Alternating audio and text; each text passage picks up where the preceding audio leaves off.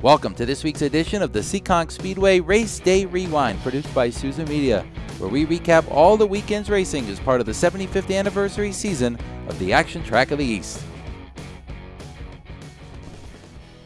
Hello everyone and welcome back to another edition of the Seekonk Speedway podcast. This time the Race Day Rewind report, recapping all of the Fast Friday races from this past Friday night as we push into the month of October, our final two races of the season, with the Friday, October 2nd race recaps.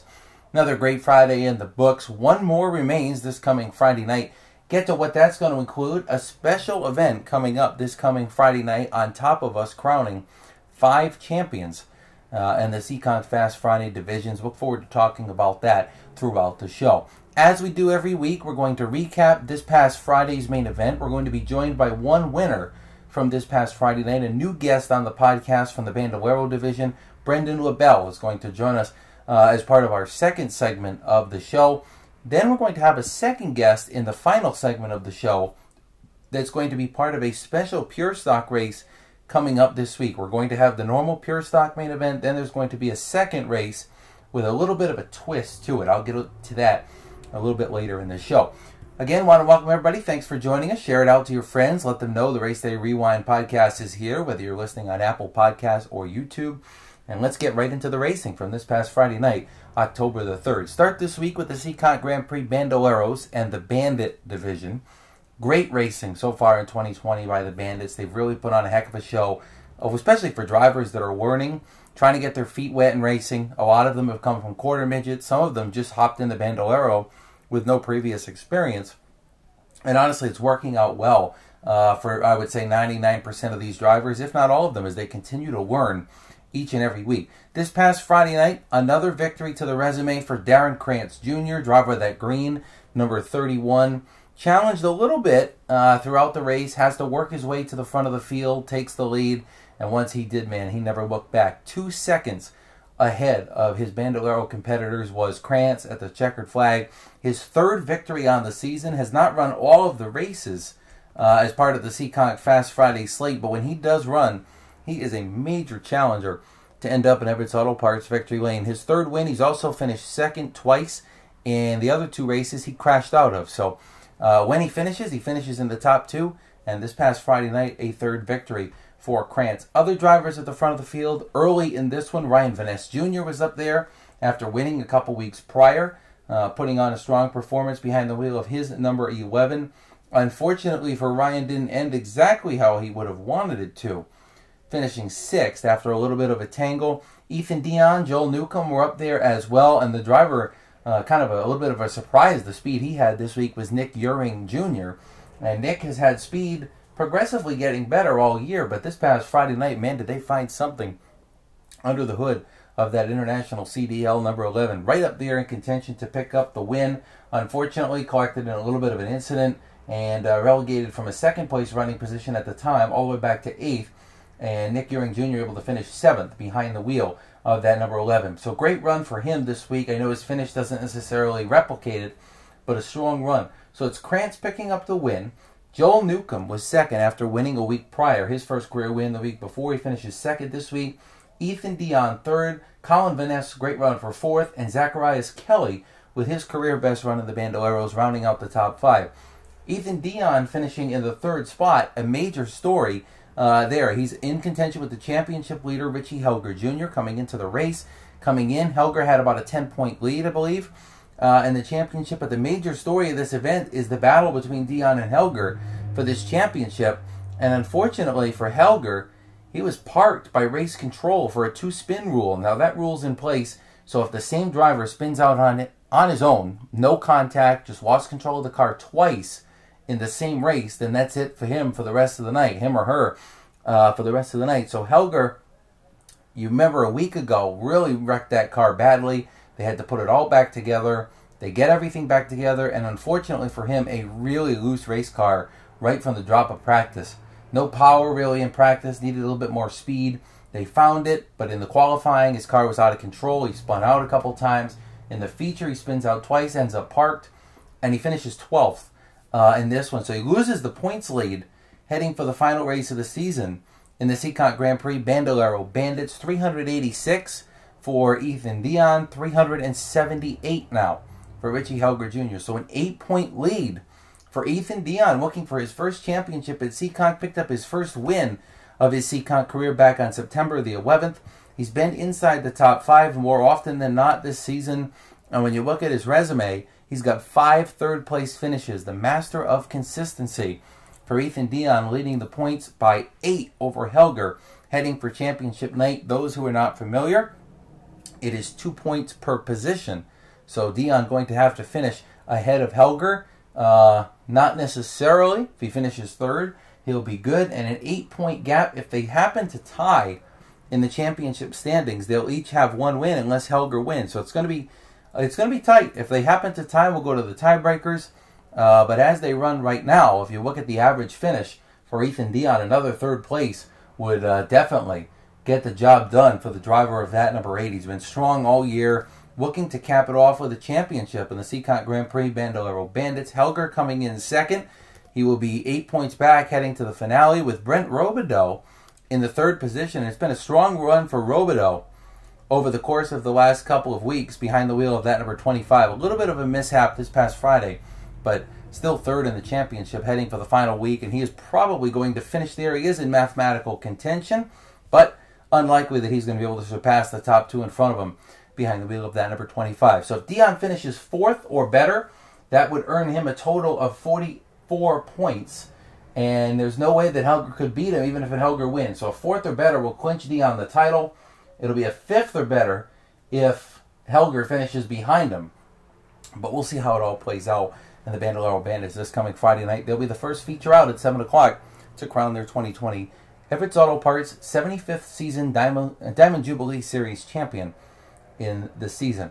Sport 4 division that presented by Everett's Auto Parts back on track this past Friday night, October the 3rd. Another great race for them, 25 laps, clean racing, and it was Jordan Wopes returning to Seekonk once again behind the wheel of that Ed Wopes Pallets number 77, picking up his second victory of the season in the Sport 4 division. Now, Jordan started mid-pack, but a little bit of a mishap by a couple drivers stacked everybody up, and Wopes took full advantage, getting up into the top 3 really within the first 2 laps of the race, working his way through traffic, and got up to the front there, passing for the lead, got Carmel Levesque. Then he went around Henry LaValle on a restart, I would say about lap 10, and he picks up a dominating victory behind the wheel of that number 77. Now, he may have led all the second half of the race, but when they catch the lap traffic at the end, his car starts tightening up. It won't turn as well through the corners, and that allows Mikey Lafort to make a major close from about a second back to the bumper as the field takes the white flag.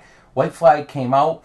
Wopes running the bottom of the racetrack. Lafort closes right up to the bumper down the back straightaway, takes a look to the outside, going down into 3 and 4, and they drag race to the stripe. It was a lot closer than some people probably thought it was going to be. When they took the white flag, it looked like it was in Wopes' hands, but Lafort makes it close, just finishing about half a car length back in second spot. So Wopes picking up the win, Lafort finishing second, a great run for him, 39 hundredths of a second short of the victory in the Sport 4 division this past Friday night. You look at Mikey Lafort's season, another master of consistency behind the wheel of that number 13. Look at his results, a second, a third, a win, a DNF, which, can't really control that, a 5th, a third, another one outside the top 5, and a second. And that is enough to clinch Mikey Lafort the 2020 Everett's Auto Parts Diamond Jubilee Series Championship behind the wheel of that number 13 in the Sport 4 division. So Mikey Lafort, no matter what anybody does this coming Friday night, is your 2020 Sport 4 champion. Congratulations to the Lucky 13 team, their second straight title in a competitive Sport 4 division. So Lafort's clinched it this coming Friday night. It'll be just for winning glory. No one able to pass him in the title. Unfortunately for Tyler Duhanchik, he came in second, the only driver in mathematical contention really to make a strike, and the motor blew up in practice. Ended his chances of racing altogether and ended his season at least in the championship battle. So Lafort's second straight title, and then Jordan Wopes obviously picking up the win this past Friday night. A strong run for him in the Sport 4s in his return. Third place went to Carlin Levesque, who ran well. Dave Westgate was 4th, and Henry LaValle rounded out the top 5 in the Sport 4 on October the 3rd. One more race before we take our first break of the Race Day Rewind for this week. Bandolero Outlaws. I'll make this one a little bit shorter because here's where our guest comes in for the first time this week. Brenden LaBelle picks up the win, his third victory of the season in the Bandolero Outlaws. He's going to join us in the next segment after a quick break. Story of this one, Steve Bowden starts on the pole, leads the first couple laps, gets really loose while he's in the lead going down into turn 3 one lap, slides up the racetrack, barely hanging on to his car. And it's a daring move, I called it. It looked daring to me by LaBelle to put his foot down and cut under Bowden and take the lead while Bowden was kind of spinning and able to save it through the middle of turns 3 and 4. LaBelle gets the lead, great run, and Brenden LaBelle takes home his third win of the year behind the wheel of that red number 4. Bowden wrecks, unfortunately, tough luck, man, for him. He's had such a fast car, involved in a wreck later in the race, not able to finish. They're trying to fix that car for this week. Second place in the race going to Reese Bogue, former champion. Obviously, we know he's got a lot of speed in that number 4. P.J. Evans, a great run for third this week. Aubrey Keller, best career run for fourth at the finish. And Isaiah Newcomb finishing 5th in the number 22. Similar to the Bandolero Outlaws, the Bandits, excuse me, we had a change at the top of the championship this week going towards the final race of the season. Nick Chaber Jr. had been leading pretty much all year. Unfortunately, he's caught up in a wreck this week and loses the points lead with one race to go. Newcomb takes it in that number 22. He's up by just 2. One position on the racetrack, 2 points between himself and Nick Chaber Jr. Those are the only 2 drivers in mathematical contention to win the championship as part of the last week. Brenden LaBelle is third, but he's too far back based on the car count we've been getting, which is good for the Bandoleros, about 12 a week, 10 to 12 a week. Unfortunately, LaBelle's too far back to make a ground on that. But Newcomb up by 2 points on Chaber. That was Chaber's first finish outside the top 5 all year. Comes at a bad time for him. We talked to him last week on the podcast. Only 2 points separate the two of them. If they happen to tie in the championship battle, it's going to be tight because Newcomb has 2 wins. If Chaber wins and Newcomb finishes second, they'd be tied, both with 2 wins. So we go to the next part of the tiebreaker. This one's going to go right down to the final lap, I promise. Newcomb up by 2 points on Nick Chaber Jr. in the Seekonk Grand Prix Bandolero Outlaw Division. This one's going to go right down to the wire this coming Friday night.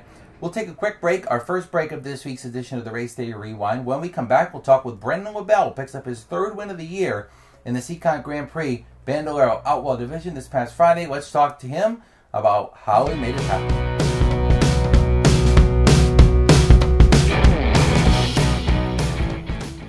Welcome back to the Race Day Rewind podcast. Thanks for joining us this week on another edition down to the final couple of the season. Due to the pandemic, the race season extended a little bit on Fast Friday. One more race coming up next week. We just mentioned a couple of the winners from this past Friday night. The most recent winner I talked about was Brenden LaBelle, picking up his 3rd win of the year in the Seekonk Grand Prix Bandolero Outlaws, and he is now on the hotline with us, our first guest of the week. Now, Brenden, talk to me about what it's been like to race this season in the Bandoleros. You've got 3 wins. I mean, you've got to be so happy with the success you guys have been able to have so far this year. Yeah, I've been really happy with the success that we've been doing this year. We've had a couple of crashes, but overall, we've gotten some good luck and fast race car. Started out rough for the first couple of weeks, and we just started piecing it together and getting faster and faster. Well, and it feels real good to get 3 victories. Yeah, 3, and you got one more chance to get a 4th. That'd be nice, right, to pick up a 4th win on the year. But, I mean, take me through this past week's race. I mentioned it in the last segment. You kind of bid your time at the beginning, just kind of getting up towards the front a little bit. You're up there in the 2nd spot. Steve Bowden starts sliding through the middle of turn 3. I thought he was going to spin out. He got so loose getting in that corner. And I call it a little bit of a daring move. You slide by him to take the win. I mean, take me through that moment when he's sliding in front of you. How nervous were you to try to get under him and make a pass? Yeah, I was actually really fast. I knew the 2 in front of Nick and Steve were really fast, and I was just trying to feel out my car and see where I could put it. The bumps here are just so rough. It was really crazy. I was probably inches from Boakley's bumper, and I just slid down. It was awesome, though. Yeah, and nervous. A little bit nervous, but it worked out, right? So everything pans out in your favor. You get back to victory lane for the 3rd time this year. I mean, how excited are you to get back there this week? I mean, you feel like you have a good shot at picking up a 4th win now? The car seems to be really fast. Yeah, I'm really excited for this week. Hope we can get a good starting position. hopefully get some good luck and some good competition, and really excited.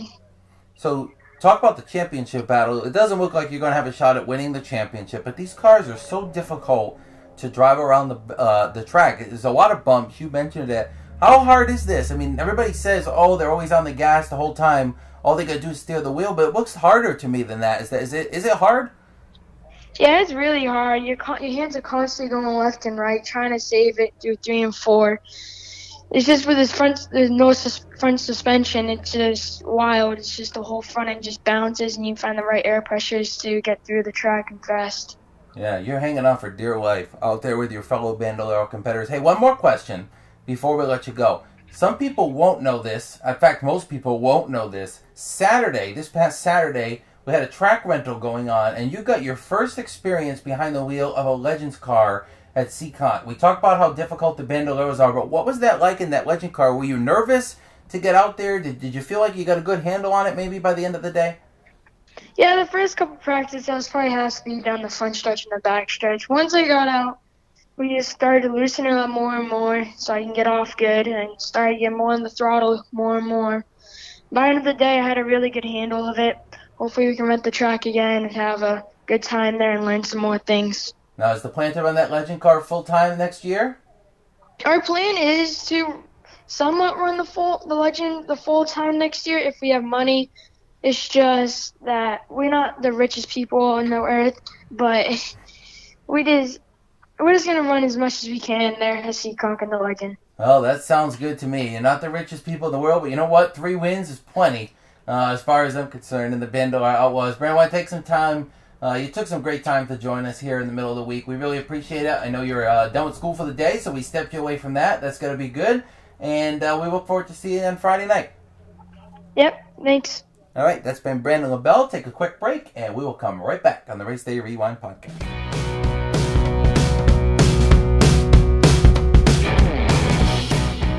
All right, welcome back to this week's edition of the Seekonk Speedway Race Day Rewind, coming out of a break. Thanks to Brenden LaBelle for joining us. Always great to catch up with the drivers as part of the podcast, whether it be the Bandolero drivers. We talked to all drivers basically in every division as part of Fast Friday this year, but great to catch up. Favorite part of my job, catching up with the Bandolero drivers and hearing what they have to say about their victories a week prior. And, I mean, we've still got one more edition of the Race Day Rewind next week. Probably going to be catching up with the Seekonk Grand Prix Bandolero Outlaw champion, whether it be Isaiah Newcomb or Nick Chaber Jr. That's to be decided. Couple more segments left, couple more races we've got to recap first. Let's start with the Nick's Pit Stop Legends. Again, we're recapping October 3rd's races on Fast Friday. In the Legends, I wrote it in the recap, and I'll say it here. This race is rowdy for a lot of reasons. Number one, the rowdy one gets it done. Jacob Rowdy Burns, they call him Rowdy, picks up his first career win in the Nick's Pit Stop Legend cars, and it's also a rowdy final lap with some contact racing for the lead that allowed Jacob to pick up his first win. Jake Johnson takes the lead early. Again, Jake Johnson, if you've missed 2020, Jake Johnson's been the dominant car in the Nick's Pit Stop Legend cars. Multiple wins on the season. He had 4 going into this past Friday night, running away with the championship chase in this division, and he takes the lead early this past Friday night. Looks like deja vu to me. Johnson out front, looking like it's going to be complete control, but Josh Parsons did not let him get away. Parsons in that Nicholas Cole number 09 makes a run, passes Johnson under green. They cross each other over. Johnson gets him back, takes back the top spot and starts to pull away again, but a caution, a flurry of cautions really, a couple of them in the last couple laps of the race, set up a green-white checkered finish, and in the end, it was not Josh Parsons nor Jake Johnson who ended up in victory lane. The reason why is because they took the green at the green-white checker, they took the white flag, down through 1 and 2, Parsons gets up behind Johnson, they touch coming off turn 2, and the way the Legend cars are with their bumpers sticking out, they locked bumpers. So Parsons was stuck inside Jake Johnson. They went down the back straightaway into turns 3 and 4, and the two of them just completely missed the corner because nothing they could do really was going to stop anything. They both got the brakes on, trying to get detached. It didn't work, though. They both ended up near the outside wall. Johnson hit it. I don't think Parsons did, but nevertheless, it ended their chances of winning. And it allowed Jacob Burns to roll right by both of them going through turn 3 and pick up his first career win in the Nick's Pit Stop Legend cars. Congratulations to Jacob Burns. Man, he's come a long way When he first started racing in the Legends, he was struggling to keep the car under him, keep things under control and get going every race. Now he's starting up front, running up front, and finally picks up that first career win behind the wheel of that number 13. Great run for him.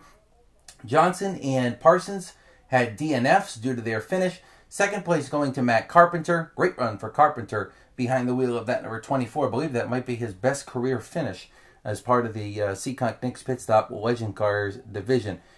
This week, finishing in third was Wade Omeki, who returned after a ways away. Remember, he picked up the win on opening night months ago. Isaiah Newcomb with a great run in the fourth spot. And Jake Sylvia, that is the son of Jimmy Pepe Sylvia, a former street stock competitor. And Sylvia finishing in the fifth position, his best career one as well. So a night of career firsts for the Nick's Pit Stop Legends. Championship-wise, we talked a lot about the points so far here on this edition of the podcast. Jake Johnson still leading those points.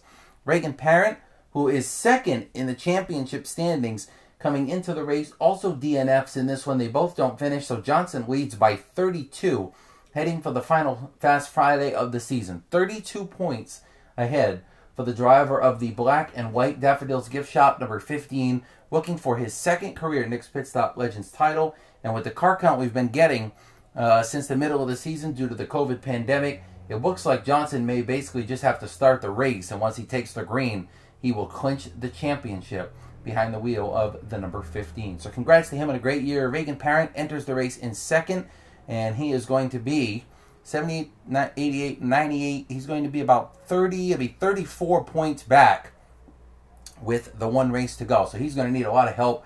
And honestly, I think Jake's clinched it already. I would be very, very, very confident saying that Jake Johnson will be your 2020 Nick's Pit Stop Legend Cars Series champion. Final race to recap from this past Friday, and we're going to talk a lot about this division coming up in the next couple of minutes, is going to be the Helger South Coast Power Equipment Pure Stock main event. And this one, man, is it going to be one heck of a week coming up with two races for the Pure Stocks, the second one with a special twist. But before we get to that, let's recap this past Friday night. Mike Hendricks finally getting back to Everett's Auto Parts victory lane behind the wheel of that number 03, finding some success in the Pure Stock class, starting on the outside pole and rolling to the lead by the end of lap 1. A tough year for him, but he really turns it around well this past Friday, leading all 25 laps and taking the checkered flag in the Helger South Coast Power Equipment Pure Stocks behind the wheel of that number 03. Again, a rough year for him. They've not had the speed. Whatever they did, they found it this week behind the wheel. Hendricks picking up the win, leads all the laps in this one. And the story of the Pure Stock main event, similar to the Legends, few different challengers at the front this week compared to what we're accustomed to seeing so far in 2020. Obviously, Hendricks picking up the win. Joey Morissette finishing second. He's come so close to winning. We've talked about it a lot here on the podcast. Second place, again close. Not enough, though, yet for him. Former champion Scott Sestodio was third in the number 01. Great run for him. Timmy Ouellette, another surprise this week at the front, finishing in the fourth position behind the wheel of the number 67. Great run for him. And it was Danny Massa Jr. finishing fifth in the number 41. The normal cast of characters we're used to seeing, Massa, Benoit, Lambert, and Greg Perry, finished 5th, 6th, 7th, and 8th. It was Massa 5th, Greg Perry 6th, Jeremy Lambert 7th, and Doug Benoit 8th in the Pure Stocks this week. Those are the guys that have been top 3 or 4 all year, basically, just about every week. Most of them have picked up most of the wins in the division this year. If you go through your top 3 competitors, I mean, they've been to victory lane, I believe, in all but 3 of the races now. So those guys are obviously the ones to beat, but Hendricks winning this week, and championship-wise in the Pure Stocks, we have got a barn burner. We talked about the Outlaws, 2 points apart. We talked about the Bandits, only 8 points apart. We've talked about the Sport 4 and Legend Cars pretty much sealed up. This one not even close to sealed up. A tie at the top of the Pure Stock Championship chase right now between Greg Perry, not Greg Perry. Greg Perry's third, 22 points back. He's going to need a little bit of help. The battle is going to be between Doug Benoit and Danny Massa. They are tied with 412 points in the Pure Stock division. So this is going to go right down to the wire, and essentially, not essentially, we're guaranteed that whichever driver finishes ahead of the other at the end of the 30-lap main event this week is going to pick up the championship. No questions asked. Whichever of these two drivers goes between the other Danny Massa can finish 9th and Doug Benoit 10th. Massa wins it. Benoit can finish 6th and Massa 7th. Benoit wins it. Whoever beats the other is going to be your 2020 Helger South Coast Power Equipment Pure Stock champion at Seekonk Speedway. This one's going to go right down to the final laps in the Pure Stocks this week. And man, am I excited to see how this one plays out in the championship battle. I was going to take a quick break, but before we do that, we're going to have a second guest coming up as part of our final segment, really, of this week's show. But I want to talk about this special event I've been hinting at coming up in the Pure Stocks. This week, 30-lap race for the Pure Stocks as part of their championship battle on final points night. 30 laps for the Pure Stocks, the Legends, and the Sport 4s. Bandoleros will run their normal 15-lap features. At the end of the night, we're going to run all our normal races, and then the final race of the night is going to be a 35-lap open-style event for the Pure Stocks. And the difference with this race is it cannot have any normal Pure Stock drivers in it. Just their cars. No normal Pure Stock drivers will be competing in this event. This is going to be a way for us to have a little bit of fun, obviously, in the middle of the pandemic year, but also going to give some of our Saturday night competitors, yes, our Saturday night drivers, a chance to come down and compete with the Pure Stocks in a year filled with the coronavirus, where they've really been boxed out of racing, not by their fault. This is going to be a heck of a show.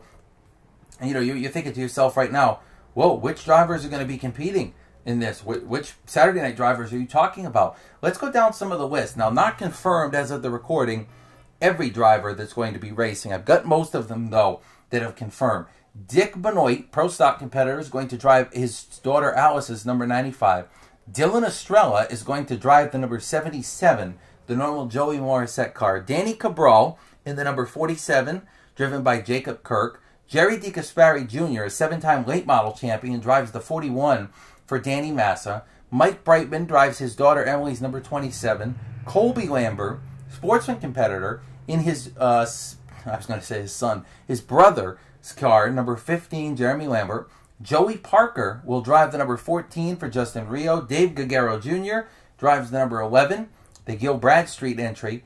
And John Robideau driving the number 0, the Greg Perry car, a former Pure Stock winner, John Robideau. And Crystal Sirodinsky, a former Saturday Night Sportsman winner and late model competitor, is going to drive her boyfriend's car, Scott Sestodio. So those are just some of the drivers that we've got competing. Justin Menard, number 4, is willing to give up his car for another driver. Jake Johnson might be getting in that one, waiting to see. Timmy Ouellette was interested possibly in giving up his car for somebody to run. So was Jim Riley, and so was Arthur Miek. So some drivers confirmed, others looking for a seat. We've got guys like Vinny Renegado interested in driving. Nick Lascaux was interested in driving. This is going to be a fun race. And again, the only rule is that you have to run the Pure Stock car, and it cannot be a normal Pure Stock driver that's registered for this year driving it. So looking forward to really seeing this one. There's a purse on the line. As of the recording, $500 up for grabs to win. $250 courtesy of Helger South Coast Power Equipment and Rich Helger, and $250 courtesy of Craig Pianka and the Springville Memory Care. So $500 total, and Joe Humes is also putting up a set of tools. I believe there's going to be a jack included in the winning purse there, and there's some other purse money coming up for the win. The only other purse money involved, and this is a big deal, is lap money. $25 per lap going to be sold, and it's going to be distributed throughout the field. It's not going to be given to the driver that leads that lap, but instead going to be distributed throughout the entire field. Everybody that starts the race is going to get something back in money. So $25 a lap times, this is going to be a 35-lap race. That's a lot of money. It's probably around $900 or so in money going to be distributed out throughout the field. There's going to be a little bit of a percentage that comes up with the money. So this one's going to be a heck of a battle with $500 up to win, a set of tools, lap money, and, you know, guys like Dylan Estrella, Mike Brightman, Jerry DeCaspari, John Robideau, Crystal Sirodinsky, some others in there that are going to be running in Pure Stocks. This is going to be fun. If you can't make it to the track, obviously many of you can't because of the COVID rules with no spectators due to the restrictions from Massachusetts, but we'll have the race up on YouTube the next day. Right after the race, next morning, we'll be up. So want to bring in one of the drivers that's going to be competing in this special Pure Stock main event. That is Dylan Estrella, driving the number 77 for Joey Morissette. Dylan is a normal Pro Stock competitor and Pro Stock winner as part of our Saturday night program. Not able to race at Seekonk this year because of the pandemic. and the purse structure that the Saturday night divisions have is just too expensive for us to do with no fans. We won't be able to make any money at it. We'll lose money, in fact, if we run a Saturday night with no fans in the grandstands, and we don't want to do that. We don't want to jeopardize the future of the Speedway. So Dylan's going to jump into number 77, the TTM Motorsports ride, owned by the Bradstreets. I believe the Bradstreets kind of own that car, and Joey Morissette normally drives it. But now Estrella is going to be driving it this coming Friday night for this special event. We'll talk to him about that, what he's expecting, and Estrella's been running a little bit of outdoor racing in the USA Speedway, running in his Pro Stock a couple times as part of the Granite State Pro Stock Series this past weekend. Talk to him about that and a little bit more. Stick around, quick break. We'll talk to Dylan Estrella, then I'll come back and close it out on this week's edition of the Race Day Rewind.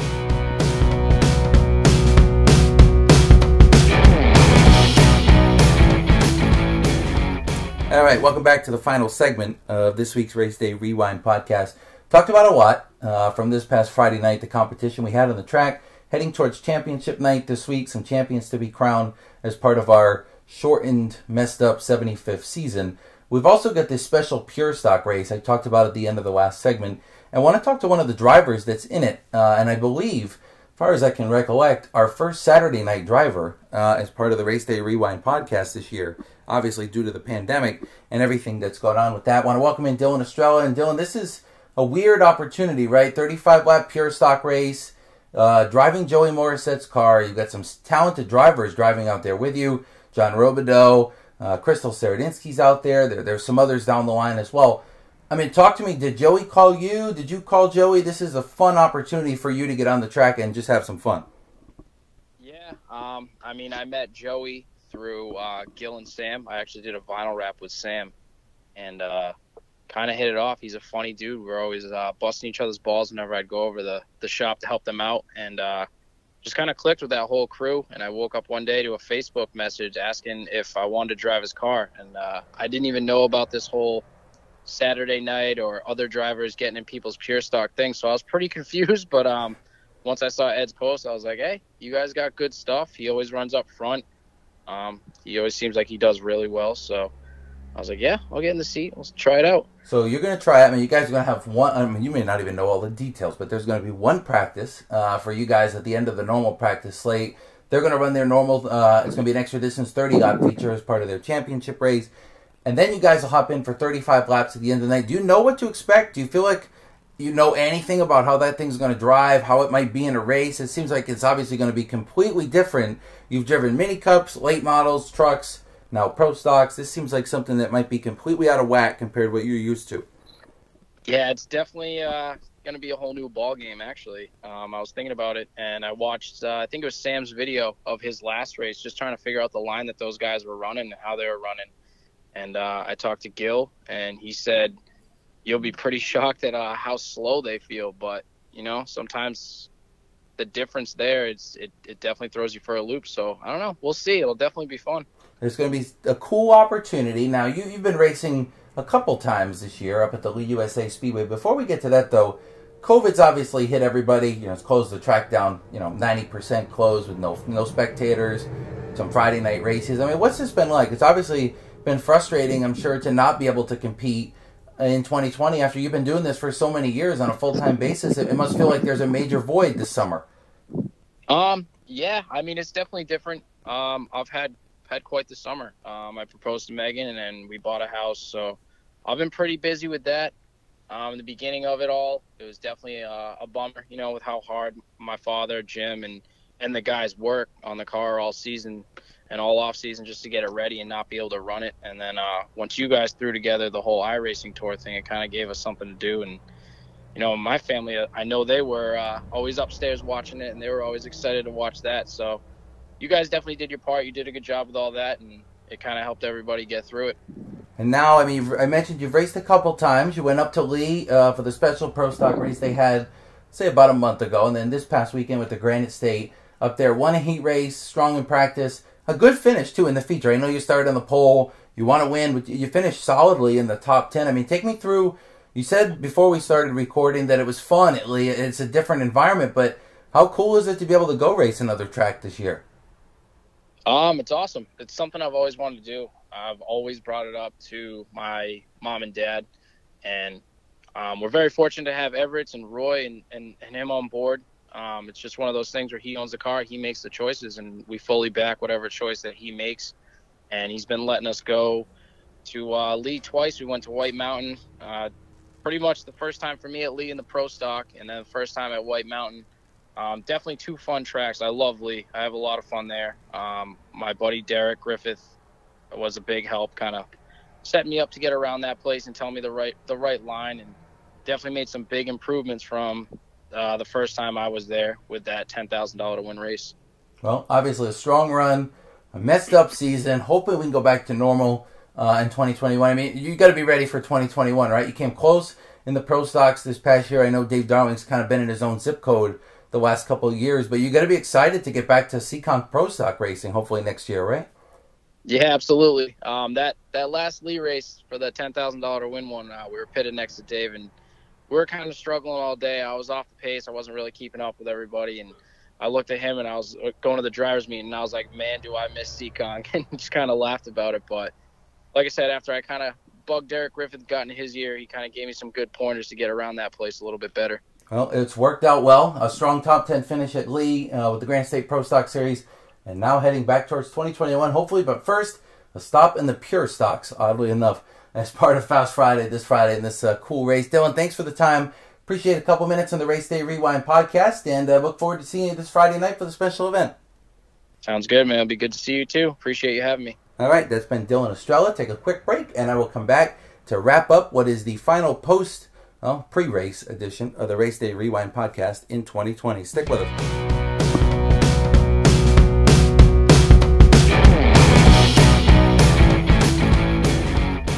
All right, welcome back to the final segment of this week's Seekonk Speedway Race Day Rewind.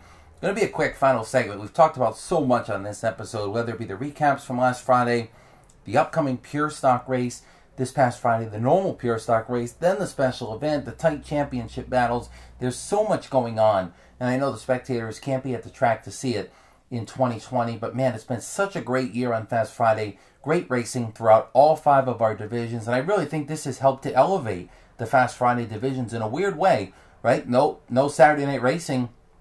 You know, to me, it's a shame. To everybody, it's a shame involved, but man, it's given the Fast Friday guys a chance to shine, and they've really done it as part of the no spectator racing we've had this year. Tough to not see the fans. Going to be really tough again this Friday to not see any competitors having their fans there. I know everybody wants the fans to be at the track. We want the fans there, but unfortunately just not in the cards for 2020. One more race this coming Friday night, October the 9th, the final race of the 2020 season, the 75th anniversary year going into the record books as part of the Everett's Auto Parts Diamond Jubilee Series. We're going to crown 5 champions at the end of the night. Mikey Gafour already been crowned. He is your 2020 Sport Ford champion.